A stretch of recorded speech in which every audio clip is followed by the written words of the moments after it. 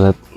Ini dipindah tanam umur 15 Om. Bagus, pertumbuhannya bagus, dan yang paling penting itu biasanya kalau pakai pupuk hantu nggak ambruk padinya. Begitu, itu baru tahu juga saya ini cerita langsung nih. Kata orang-orang sudah mati karena tidak bisa ditanami. Karena sebelum saya itu menjadi petani itu selalu disewakan. Kalau memang Jimmy Hantu itu dari dulu saya gunakan, itu tahun 2015 dulu itu saya pernah saya langsung masuk ke pertanian organik. Itu memang saya belajarnya memang dari nol sampai saya pakai sampai sekarang itu ya dari Jimmy Hantu.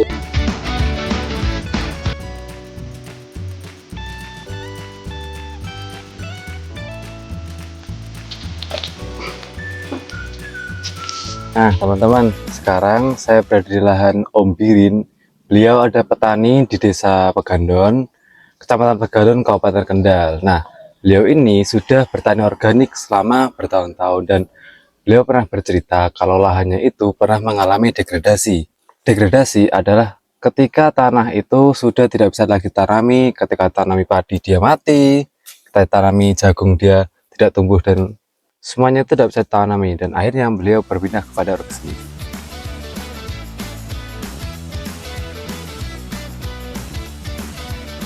Assalamualaikum. Waalaikumsalam warahmatullahi wabarakatuh. Nah teman-teman, kita sekarang bertemu dengan Om Sabirin. Beliau ini petani di Kecamatan Pegandon, Kabupaten Kendal. Nah, beliau ini sekarang sudah menanam padi Om ya? Ya. Nah, mau tanya-tanya sedikit nih Om tentang pertanian sama cerita jenengan itu sebagai petani. Siap. Nah, dulu bertani dari kapan Om? Dulu itu mulai bertani awal itu tahun 2015. 2015. Itu sekarang 2025. Ya 10 tahun, udah 10 tahun ya, sudah 10 tahun yang lalu. Karena dulu memang sawah ini kan sawah warisan istilahnya. Walaupun sawah dari orang tua, bukan warisan ya, pokoknya meneruskan saja. Ya, untuk betul. Sekarang kan masih tetap disewa. Nah itu dulu memang sawah ini kata orang-orang sudah mati karena tidak bisa ditanami. Karena sebelum saya itu menjadi petani itu selalu disewakan.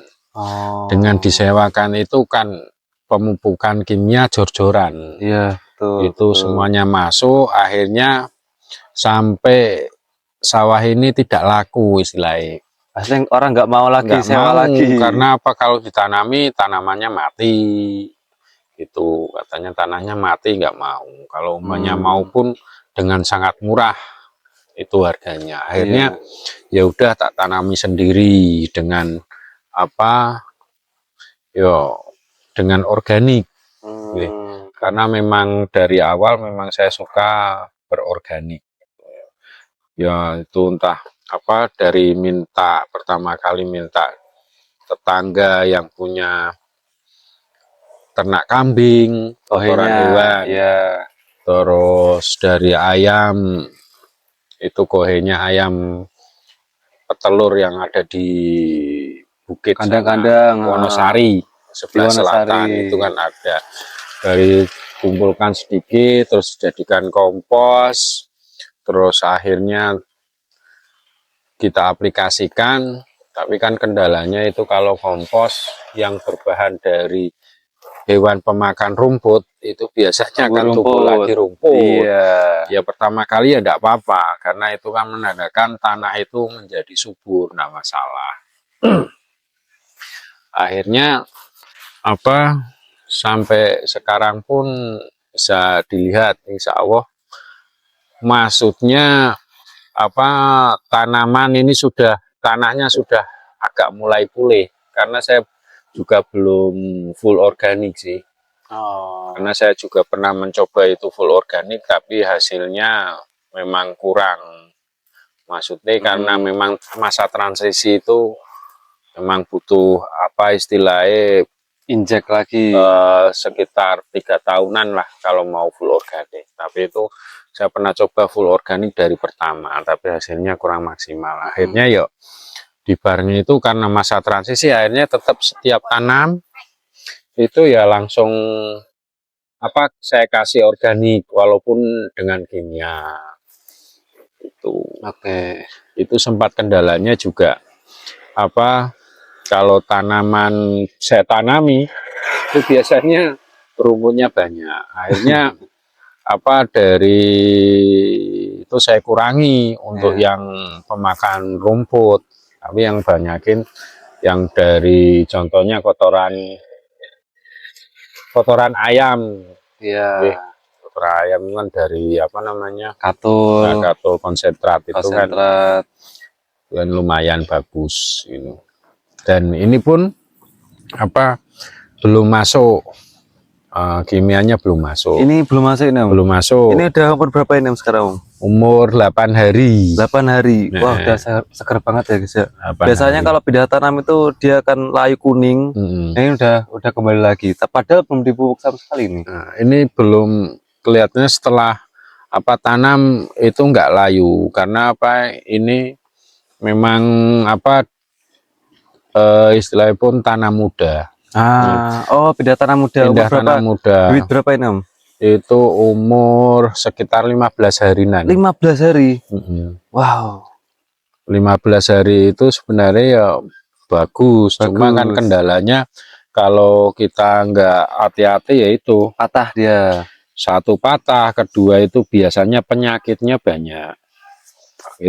Tapi kan dibalik itu semua itu nanti biasanya anakan lebih banyak. Iya. Karena dia lebih lama di sana. Oke, berarti pengalaman Om Birin udah banyak banget, guys. Dari awalnya lahannya itu mati karena disewakan orang, terus berpindah dengan organik. Nah, Om, pernah dengar Jimmy Hantu, Om? Pernah. Yaitu dulu kalau memang Jimmy Hantu itu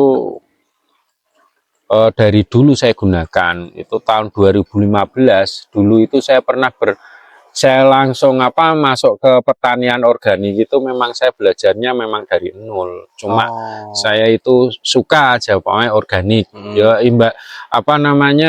tujuannya ya biar satu menyehatkan tanah, yang kedua juga menyehatkan untuk kita makan. Masa kita makan terus yang kita kasihkan kan racun terus. Karena banyak sekali kasus sekarang itu katanya petani yang menyebabkan keracunan MBG itu. Waduh. Katanya petani karena banyak nitrit yang masuk berlebihan. Sekarang ya harus dikurangi biar kita tidak tertuduh, padahal dari dulu memang kita makannya dari petani kan. Ya kalau bercerita tentang Jimmy Hantu itu dulu memang saya belajarnya dari organik, kan pernah mencoba pakai Jimmy Hantu, pakai M21, pakai yang itu produk-produk organik gitulah.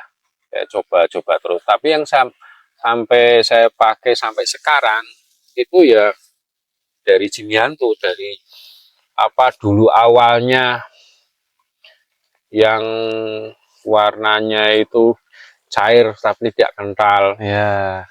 Itu dari produk itu kan ada yang masa vegetatif untuk pertumbuhan itu ada itu. Nah, terus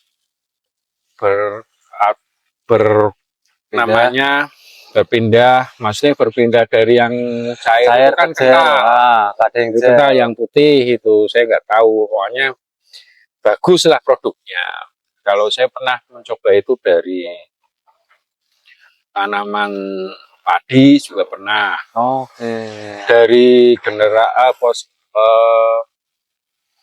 pupuk yang untuk pertumbuhan dan juga untuk pembuahan itu bagus, pertumbuhannya bagus. Dan yang paling penting itu biasanya kalau pakai pupuk Hantu nggak ambruk padinya. Itu baru tahu juga saya nih. Ini cerita langsung nih. Nah, itu kalau untuk padi. Kalau padi juga pernah biasanya kan ini kalau musim kemarau itu Tembakau juga pakai untuk hantu. pertumbuhan ya juga pakai, untuk yang apa namanya pembuahan juga saya pakai. Kalau di sini kan yang kita ambil itu daunnya dari tembakau itu biar tebal. Biasanya kalau dikasih dengan yang generatif, yang pupuk apa namanya hijau royo-royo, yang pembuahan itu dia itu daunnya tebel. Dan keliri apa warnanya itu kalau di PP itu jadi, maksudnya dijemur, dijemur itu tidak, warnanya tidak ngedop, istilahnya hijau ngedop, tapi enggak, tapi malah kuning beringin. Wih, itu ngaruh ke harga nggak? Ya tetap ya. Wah, itu sangat berpengaruh karena yang dicari di sini itu kelir dan juga apa namanya aroma, dan juga rendeman.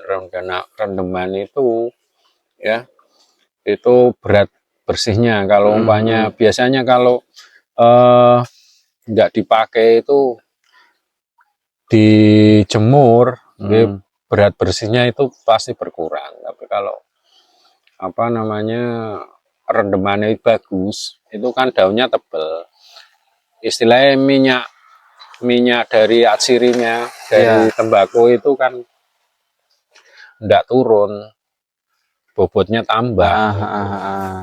Itu yang paling penting itu sih kalau untuk pupuk hantu. Dan kalau memang ini memang saya mungkin apa namanya yang belum ketemu ilmunya, itu ya semangka. Untuk semangka. Nah, untuk semangka itu sudah mungkin 4 kali tapi hasilnya belum maksimal.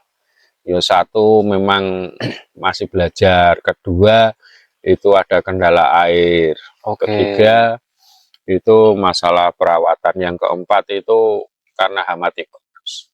Semangka juga kena hama tikus ya?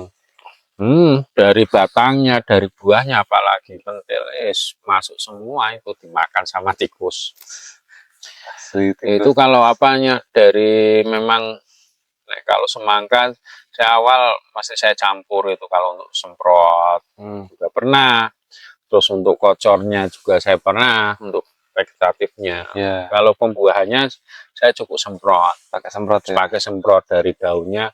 Dan kalau untuk pembesaran biasanya itu langsung tak semprotkan di buahnya. Langsung di buah ya? Iya, itu karena itu katanya kan dari teman-teman itu yang pakai pupuk hantu langsung semprotkan pada buahnya, bisa langsung besar. Ya memang sih, memang besar, bagus, manis. Cuma ya itu masih kalah dengan tikus. Kalah cepat sama di bawah. Kalah cepat sama tikus ya. Nah, pertanyaan terakhir nih Om, mungkin Om pernah rugi nggak dari petani? Ya pernah. Ruginya berapa Om? Terus kayak gimana tuh ruginya? Kalau untuk tanaman padi sih kelihatannya nggak pernah rugi. Karena saya itu kan ini tanaman ini untuk pembenihan. Oh gitu. Ya. Bermitra berarti. Bermitra dengan teman untuk pembenihan, tapi harus perawatan kan maksimal, harus di apa namanya rocking, dipotong biar CFL-nya biar tidak tercampur dengan varietas lain. Itu kan dari kecil itu kalau umpamanya ada perbedaan itu muncul male itu kan pasti kelihatan. Dari buahnya, dari tingginya atau pendeknya itu saya hilangkan. Itu kasihan petani yang akan nanam berikutnya. Nanti. Itu umur berapa itu Om? Apanya? Penghilangan itu apa? Itu kalau sudah pokoknya sudah muncul apa pembuahan ya, itu nanti kan sudah pokoknya kan kelihatan itu istilahnya CFL itu apa ya? Pokoknya varietas lain gitu kan. Varietas lain itu umbul-umbul kalau bahasa Jawa. Umbul-umbul. Itu harus hilangkan. Tapi kan ini hasilnya pasti. Maksudnya hasilnya pasti. Harganya kalau umpamanya di petani itu 1 kentalnya 600 gitu. Berarti saya itu dibeli dengan harga 700 per kentalnya. Berarti 1 galon 7.000-an. Ya. Ini sawah segini yang kalau maksimal itu kemarin ya hampir 3 ton. Ush. Berarti Luasan berapa ini? 2.950 Luasan 2.950 kilo. Ini kalau luasan itu sekitar 1.000. selupit tunjul sidik ya apa jenenge ya. Lemah 300 ru. 300 ru. 300 ru dekameter. Iya. Berarti ya sekitar kalau satu siring itu kan 1.750. Kalau 2 iring kan selupit. Oke. Kan 3.500. Nah, ini sekitaran mungkin 4.000 sampai 4.500 lah. Berarti hampir setengah. Leru. Ini 3 tonan. 3 tonan maksimal. Dan itu kan kalau setiap panen itu kan beda-beda. Maksudnya beda-beda itu dari tetangganya. Kalau tetangganya umpamanya biasanya dapatnya itu 30 ya. Kemarin maksimal itu tetangganya dapat 30 dengan luasan yang sama 30 karung. Saya dapatnya 49 karung. Walah, itu kan sangat bagus lah istilahnya. Ya kalau umpamanya ini kalau diuangkan dengan harga yang 800 per kental itu hampir 29. Padahal organik 29 semi organik ya. Karena saya masih masuk kimianya juga masih masuk karena memang belum mampu kalau saya sih. Tapi emang sebenarnya kalau di beberapa hari itu mengatakan pertanian berkelanjutan itu adalah memaksimalkan pertanian organik dengan pertanian teknologi sekarang. Jadi mengimbangkan tuh setengah-setengah, nggak ada yang condong ke kimia semua, nggak ada condong ke organik semua, tapi membalancekan. Jadi akhirnya ya ini tanahnya juga tetap bagus, terus juga ya tanamannya juga maksimal gitu. Oke teman-teman, mungkin kita obrolnya cukupkan saja. Nah, hari ini kita coba jalan-jalan ke lahannya Om Birin. Ya, ayo, terima kasih.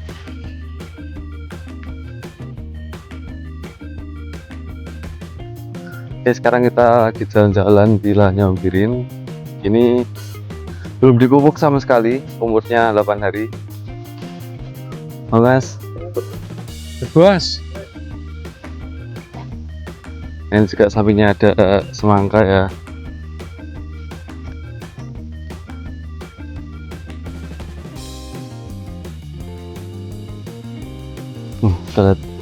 Ini dipindah tanam umur 15 Om. Berapa ini Om? Berapa benih ini Om? Itu tadinya itu 23 juga ya. Nah, ini berarti menggunakan teknik SRI.